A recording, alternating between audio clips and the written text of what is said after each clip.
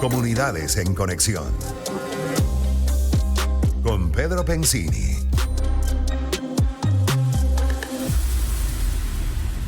De regreso con ustedes aquí en su programa Pensini con todo en éxitos. Tenemos invitado hoy a Giulio Cellini, abogado, analista político e internacional. Giulio, bienvenido al programa. ¿Cómo estás? Muy buenas tardes. Pedro, un abrazo. Siempre un gusto estar con ustedes. Igualmente, gracias por la invitación. Igualmente por acá. Bueno, vamos a empezar por el tema internacional. Tú sabes que tú eres analista político, no de bolsas ni finanzas, pero ese es un termómetro que mide cómo va la política y el termómetro va muy mal. Hemos tenido 7 semanas consecutivas de caídas en la bolsa, cerrando un marzo terriblemente mal. Vamos a ver cómo le va a abril. Todo el tema de las tarifas del comercio internacional. Japón cae 4% ante la subida de todo lo que son tarifas para importación de carros a los Estados Unidos. Y fíjate tú que una de las empresas que debería estar subiendo, hoy se cae en estos días, que es Tesla, con todo lo amigo que es Trump de lo que es Elon Musk, y debería de subir porque es un carro estadounidense y va a mantener sus precios. No te estoy haciendo la pregunta por el lado económico, te hago la pregunta por el lado político, cómo se está reflejando esto en el mundo, el tema Rusia, Ucrania y otros temas internacionales que también están afectando al mundo entero, por favor. Bueno, Pedro, yo creo que tu pregunta es pertinente porque pareciera que lo que signa la realidad del mundo actual es la incertidumbre y la inestabilidad en términos generales. Tenemos, pues desde hace par de meses, que pareciera que fueran par de años, pero realmente par de meses, la nueva administración de Donald Trump, que ha llegado con una serie de medidas que afectan directamente la economía, el comercio y por lo tanto también los mercados.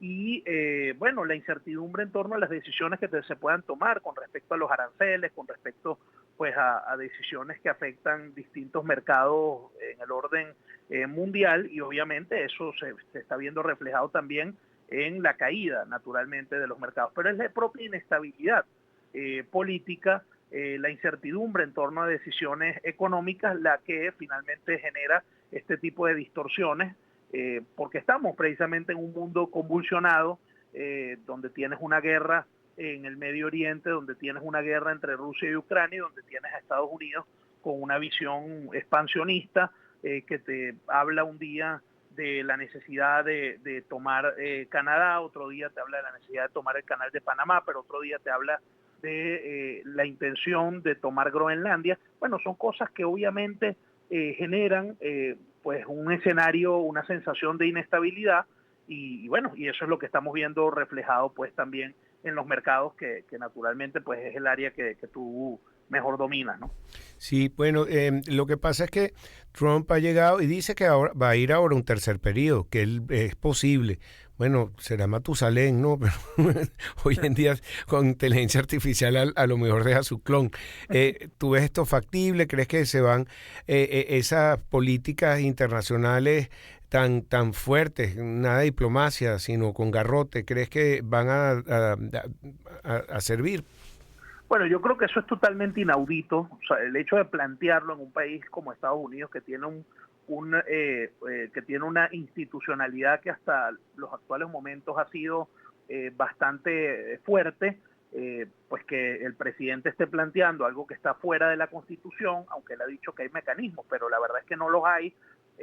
Tendríamos que ver cuál sería su argumentación, digamos, constitucional a los efectos de poder tratar de buscar reelegirse para un tercer mandato, que insisto, eso la Constitución de los Estados Unidos no lo permite, una Constitución además que tiene una vocación de permanencia histórica que ha sido modificada en algunos momentos a través de enmiendas, pero que no ha sido cambiado su espíritu, el fundamento de los padres fundadores de los Estados Unidos sigue vigente en la Constitución de los Estados Unidos, y entre ellos está precisamente el control al poder, que significa la única posibilidad de reelección para 4 años más, es decir, el periodo, una persona no puede ser presidente de Estados Unidos por más de 8 años, que puede ser de manera consecutiva o interrumpida, como lo fue el caso de Trump, que estuvo el periodo de Biden de por medio.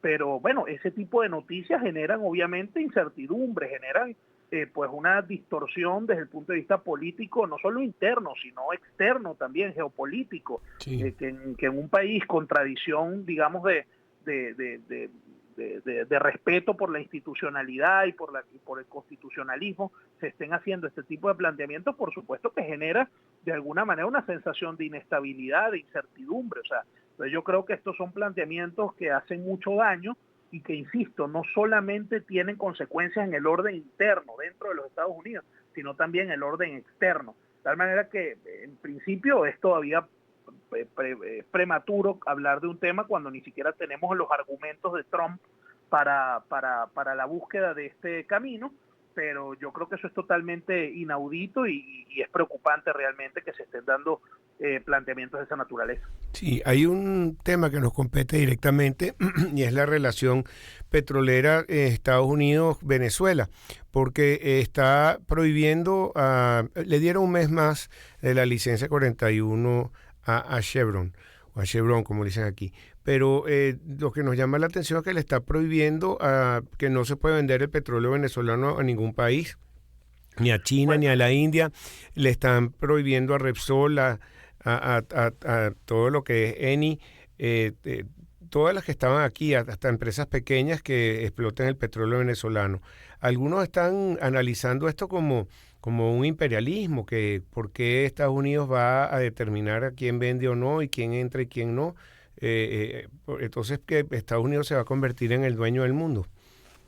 bueno, esa es la visión que tiene Trump, una visión no solamente de expansionismo, sino de manejo a su antojo de la política y de la economía mundial. Y yo creo que eso hace mucho daño, creo que marca un precedente que es terrible.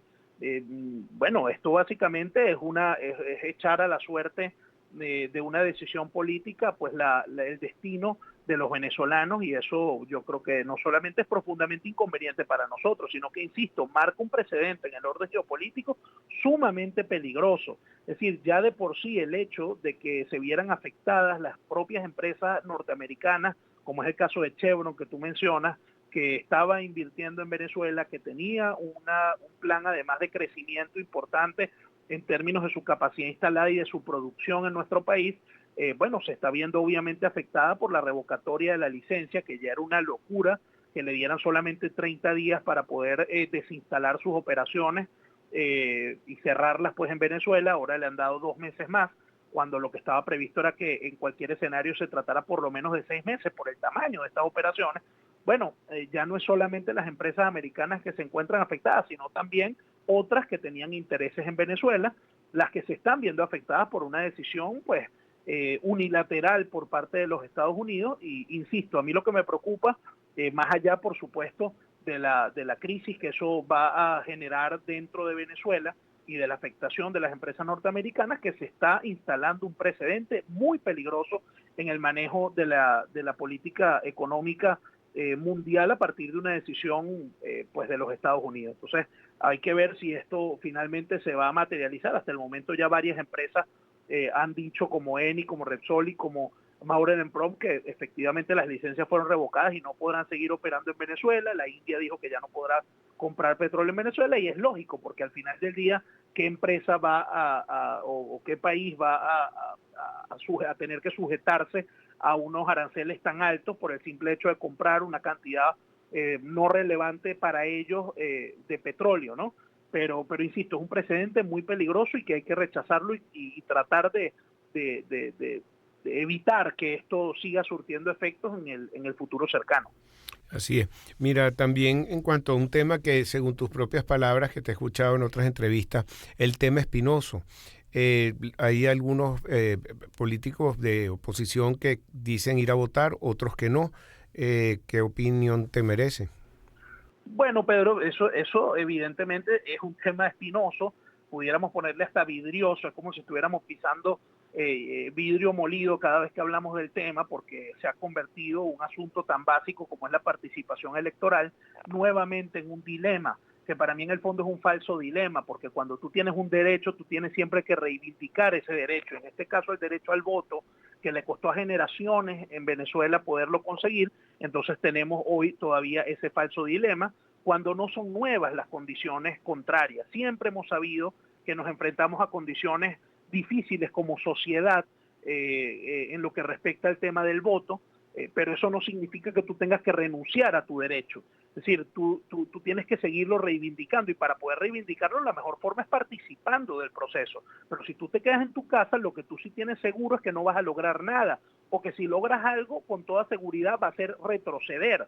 Entonces yo creo que esa discusión ya no debería seguirse presentando. Me parece que hay muchas razones para que los ciudadanos consideren que participar no tiene sentido, pero al mismo tiempo creo que tenemos que actuar con pragmatismo. No entiendo a quienes desde la dirigencia política, que tienen una función de orientación, planteen eso como un escenario que pueda conducir a un cambio político. Quedarse en su casa nunca va a conducir a un cambio político. Pero también hay que hacer una reflexión en torno a que el gobierno tiene que facilitar los caminos para que los grupos de oposición que juegan dentro de los cánones de la democracia y de la Constitución puedan efectivamente participar. Es decir, que puedan tener tarjetas electorales con la cual participar, que puedan hacer campaña electoral con un discurso, digamos que aunque sea contrario al gobierno, es respetuoso de las instituciones. Eso es lo natural en una democracia, que es el régimen que está estatuido en nuestra Constitución, y yo creo que también hay que alzar la voz en ese sentido, exigir condiciones mínimas para participar. Lo decía hace unos días en un programa reciente Eduardo Fernández, que es amigo también de tu programa, y lo decía, pues, oye, queremos participar, sí, pero tienen que haber medios para participar, y esos medios tienen que darse. Entonces, bueno, yo creo que hay que sostener esa ruta. En teoría, en los próximos días ya corresponde hacer la inscripción de los candidatos tanto a la Asamblea Nacional como a las gobernaciones. Esperemos que la oposición pueda efectivamente no solo tener una maqueta de candidatos para presentar, que entiendo que hay unos grupos trabajando en ese sentido, sino que efectivamente hayan los caminos para que esa participación pueda ser efectiva y que la gente pueda entender que la única forma de seguir vigentes es participando. Muy bien. Bueno, Julio, se nos acabó el tiempo. Siempre muy oportuna tus palabras. Te espero la próxima vez aquí en el estudio. Así que les deseo muchos éxitos a todos ustedes, jóvenes, luchando por el país. Muchas gracias. Gracias, Pedro. Un abrazo para ustedes y siempre un privilegio. Antes de terminar, felicitaciones. Tenemos 2 santos en Venezuela, José. Muy contentos por eso, no solamente por la canonización de nuestro beato José Gregorio Hernández, sino también de la madre Carmen Rendiles, que es una figura tan importante. Yo tuve la fortuna de estar en el año 2018 en su beatificación en el estadio de la UCB, y creo que tenemos que seguir promoviendo también esa devoción que es muy nuestra. Tenemos ya 2 santos venezolanos y a ellos nos encomendamos por el bien de Venezuela. Muy bien, Julio, gracias. Bueno, y una bendición para toda Venezuela. Ojalá que esto nos traiga cosas muy positivas. Era Julio Cellini, abogado, analista político internacional. Ya regresamos con más para ustedes en Pensini con todo en éxitos.